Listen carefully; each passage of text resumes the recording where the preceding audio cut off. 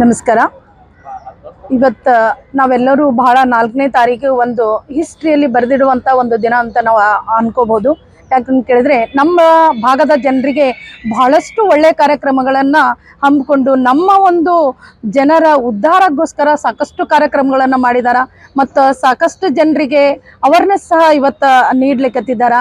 ಮತ್ತು ಕೆರೆಗಳ ಒಂದು ವೃದ್ಧಿ ಮಾಡಿ ನೀರಿನ ಸಂರಕ್ಷಣೆಗೋಸ್ಕರ ಆಗಿರ್ಬೋದು, ಮತ್ತು ಸ್ವಚ್ಛತೆ ಬಗ್ಗೆ ಆಗಿರ್ಬೋದು, ಅಲ್ಲದೆ ಮಕ್ಕಳ ಎಜುಕೇಷನ್ ಬಗ್ಗೆ ಆಗಿರ್ಬೋದು, ಮಹಿಳೆಯರ ಉದ್ಧಾರದ ಬಗ್ಗೆ ಆಗಿರ್ಬೋದು, ಮತ್ತು ಕುಡಿತದ ಚಟಗಳನ್ನು ಬಿಡಿಸುವ ಕಾರ್ಯಕ್ರಮವಲ್ಲಿ ಆಗಿರ್ಬೋದು, ಇನ್ನೂ ಅನೇಕ ರೀತಿಯಿಂದ ಸಾಕಷ್ಟು ಕಾರ್ಯಕ್ರಮಗಳು. ಒಂದು ಉದಾಹರಣೆ ಹೇಳ್ಬೋದು, ಯಾವ ಹಾಡು ಯಾವ ತಪ್ಪಲು ಮುಟ್ಟದ ಒಂದು ಹಾಡು ಇರುತ್ತಲ್ಲ, ಆ ರೀತಿಯಾಗಿ ಎಲೆಮರಿಚಿದ ಗಿಡವಾಗಿ ಕಾರ್ಯಕ್ರಮಗಳನ್ನು ಇವತ್ತು ಬಹಳಷ್ಟು ಕಾರ್ಯಕ್ರಮಗಳನ್ನು ಮಾಡ್ಕೊಂಡಿದ್ದಾರೆ.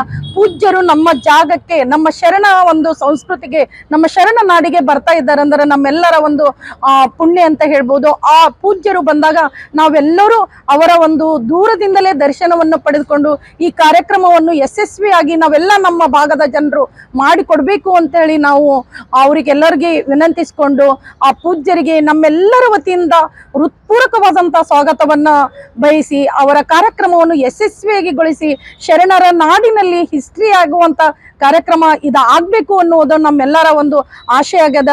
ನೀವೆಲ್ಲರೂ ಪತ್ರಿಕಾ ಮಾಧ್ಯಮದ ಅಣ್ಣ ತಮ್ಮಂದಿರು ಬಹಳ ಒಳ್ಳೆಯ ಕಾರ್ಯಕ್ರಮವನ್ನು, ಈ ಕಾರ್ಯಕ್ರಮ ಬಗ್ಗೆ ಹೆಚ್ಚಿನ ವಿಷಯಗಳನ್ನು ಹೇಳಿ ಪೂಜ್ಯರಿಗೆ ಯಾವುದೇ ರೀತಿಯಿಂದ ಪೂಜ್ಯರು ಬಂದಾಗ ನಾವೆಲ್ಲರೂ ಸಹಕರಿಸಿ ಅವರಿಗೆ ಈ ಕಾರ್ಯಕ್ರಮ ಯಶಸ್ವಿಗೊಳಿಸಲಿಕ್ಕೆ ತಮ್ಮೆಲ್ಲರಿಗೆ ನಾನು ವಿನಂತಿಸಿಕೊಳ್ತೀನಿ.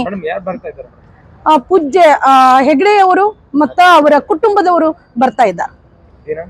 ದಿನಾಂಕ 4/9/2024 ಬೆಳಗ್ಗೆ ಫ್ಲೈಟ್ ನಿಂತ ಬರ್ತಾ ಇದ್ದಾರೆ. ಇಲ್ಲಿ 10:30 11 ಗಂಟೆಗೆ ಅವ್ರ ಕಾರ್ಯಕ್ರಮ ಪ್ರಾರಂಭ ಆಗ್ತದ. ಸಾಕಷ್ಟು ಕಾರ್ಯಕ್ರಮಗಳ ಬಗ್ಗೆ ಇವತ್ತು ಜನಜಾಗೃತಿ ವೇದಿಕೆ ಅಂತಿರ್ಬೋದು, ಮತ್ತು ನೀರಿನ ಸಂರಕ್ಷಣಾ ಕಾರ್ಯಕ್ರಮ ಆಗಿರ್ಬೋದು, ಮತ್ತೆ ಆಪತ್ತು ನಿರ್ವಹಣಾ, ಅದು ಬಹಳ ಮುಖ್ಯವಾದಂತ ಒಂದು ಕೆಲಸ ಅಂತ ಹೇಳ್ಬೋದು. ಯಾಕಂದ್ರೆ ಸ್ವಯಂ ಸೇವಕರಾಗಿ ಕಾರ್ಯ ಮಾಡ್ತಾರ. ನಮ್ಮಲ್ಲಿನೂ ಸಾಕಷ್ಟು ಜನರ ಮನಸ್ಸಿನಲ್ಲಿ ಕೆಲಸ ಮಾಡಬೇಕು ಅನ್ನೋ ವಿಷಯ ಆತ್ಮ ಮನಸ್ಸು ಇದೆ ಅಂದ ಬಳಕ ಇದನ್ನೆಲ್ಲ ಹೊರಗೆ ತೆಗೆದು ಪೂಜ್ಯರು ಅಂತ ಹೇಳ್ಬೋದು. ನನ್ನ ಹೆಸರು ಮಾಲತಿ ರೇಷ್ಮಿ ಅಂತ.